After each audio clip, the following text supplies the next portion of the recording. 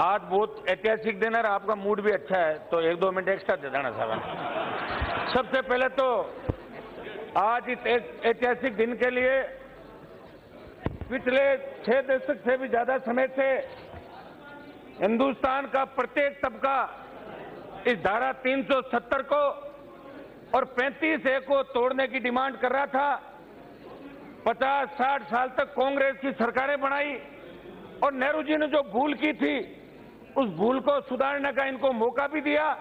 लेकिन मैं बधाई देता हूं गृह मंत्री जी को और माननीय प्रधानमंत्री जी को, और हमें तो खुद को इतनी उम्मीद नहीं थी कि इतनी जल्दी 370 हटेगी। मैंने सोचा दिवाली तो आएगी 370 हटने में, लेकिन आप तो पहले ही सत्र के अंदर, और अध्यक्ष जी आपको भी बधाई कि इतना लंबा सत्र चला, पक्ष विपक्ष कई बार आमने सामने भी हुए, लेकिन आपने सबको साथ लेके ये लंबा सदन चला। मैं सरकार को बधाई दूंगा कि बड़े बड़े बिल इसके अंदर आए और आज कल का ऐतिहासिक दिन था राज्यसभा के अंदर और आज लोकसभा के अंदर कि जो कश्मीर जिसकी खूबसूरती के बारे में पूरा देश जिक्र करता है, वो कश्मीर जहां वैष्णो देवी का मंदिर भी है, वो कश्मीर जहां डल झील भी है, वो लद्दाख क्षेत्र जहां से आने वाले हमारे माननीय सदस्य ने अपनी पीड़ा व्यक्त की थी, वो कश्मीर जो हमारा है। और अध्यक्ष जी, गृह मंत्री जी ने आप साफ साफ कह दिया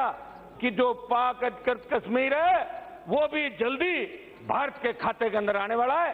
ये सही है, अमित शाह जी जो कहते हैं वो करते हैं और ये हिंदुस्तान ने देख लिया, हिंदुस्तान के नौजवानों ने देख लिया। कश्मीर को लेकर वहां पर्यटन की दृष्टि से सबसे ज्यादा कश्मीर के अंदर लोग जाते हैं, लेकिन एक खौफ के अंदर लोग जाते हैं कि जिंदा आएंगे या नहीं आएंगे, वापिस आएंगे या नहीं आएंगे। मशीन गन के साए के अंदर अमरनाथ की यात्रा होती है, ये भारत देश का अभिन्न अंग है। अध्यक्ष महोदय, मैं गृह मंत्री जी को बधाई दूंगा और हिंदुस्तान की जनता को भी बधाई दूंगा कि हिंदुस्तान की जनता ने दोनों हाथ उठाकर धारा 370 हटाने का और 35 से हटाने का समर्थन किया। ये तो कांग्रेस के लोग और दूसरे लोग बात कर रहे हैं कि फारूक अब्दुल्ला जी को गिरफ्तार कर लिया, वो बीमार पड़ गया। अब अपने आप कोई बीमार पड़े तो उसका इलाज नहीं साहब, वो डॉक्टर को लाके इलाज कराए।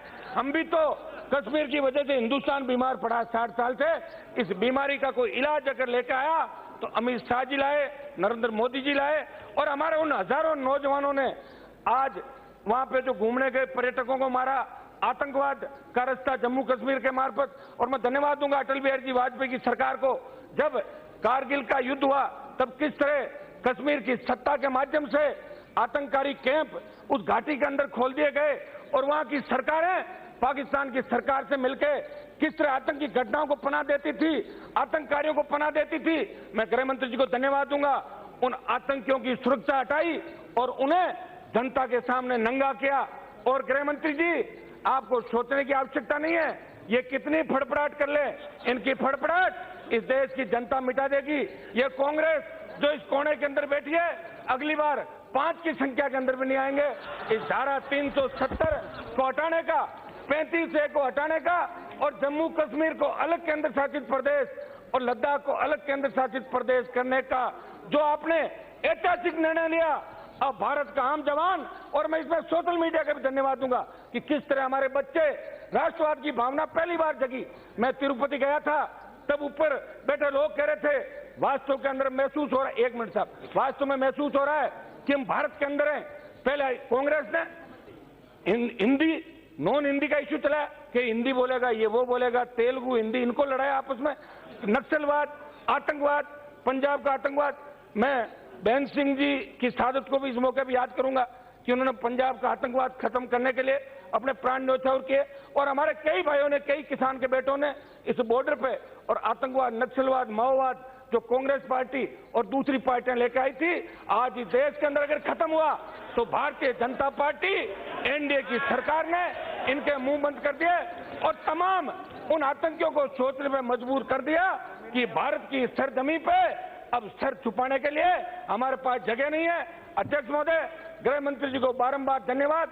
और कल के दिन और आज का दिन पूरा देश जश्न मना रहा है। एक गांव के अंदर, कल मैं नागौर के अंदर था, एक बड़ी घटना घट गई थी, वहां गांव से टेलीफोन आया कि साहब आप आओ। मैंने कहा कोई घटना घट गई, मैं बॉडी लेके बैठा था कि साहब जश्न मन रहा है। मैंने कहा किस बात का? डीजे बज रहे हैं, बच्चे नाच रहे हैं कि हिंदुस्तान को दूसरी आजादी मिली, धारा 370 गई। ये गांव डाणी के अंतिम छोर पे बैठा व्यक्ति भी अमित शाह जी को और मोदी जी को धन्यवाद देता है। अब देश को पूरा भरोसा है कि जिन मुद्दों को लेके एनडीए और भारतीय जनता पार्टी सत्ता के अंदर आई है, ये 1-1.5 साल के अंदर ही सारे मुद्दे जो इस देश के 70 साल से कांग्रेस ने जो गंदगी पैदा की इस देश के अंदर, श्रीमती नवनीत राणा, बहुत बहुत आपको धन्यवाद। जय हिंद।